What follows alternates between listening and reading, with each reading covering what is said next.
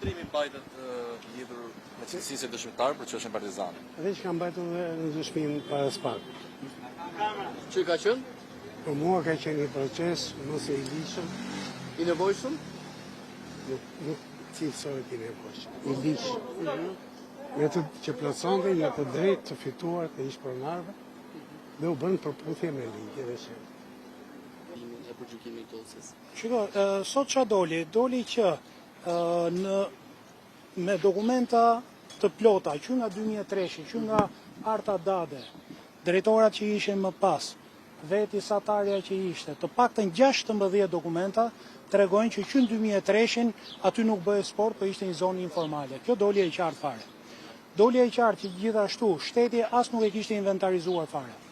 Pra kishim një zonë informale në cilët drejtorët e Ministrisë Sporteve thonin ne nuk arrim dot ta inventarizojmë sepse është një zonë krejtësisht informale. Në zonat informale normalisht nuk mund pritet të thuhet që bëhet sport.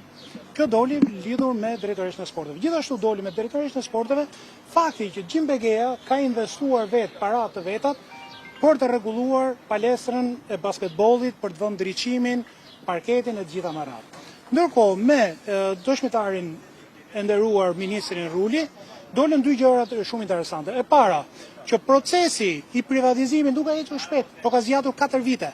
4 vite është goxha vonë, është çmendurisht vonë për një proces dhe kjo, domethënë nuk na falet ne si pronar që kemi lënë na zgjasi 4 vite. Së dyti vlera e investimit. Doli që vlera e investimit është 40 fishe asaj që vetë shteti e kishte llogaritur. Pra, neve kemi paguar shumë herë më tepër, jo më pak se ç'ishte. Tjetra, një moment që doli, por zoti Ruli nuk ishte ndjeni, që kemi paguar 26 fishin e një sipërfaqe të privatizuar disa vite më pas. Këto besoj ishin gjërat më kryesore. Ju faleminderit.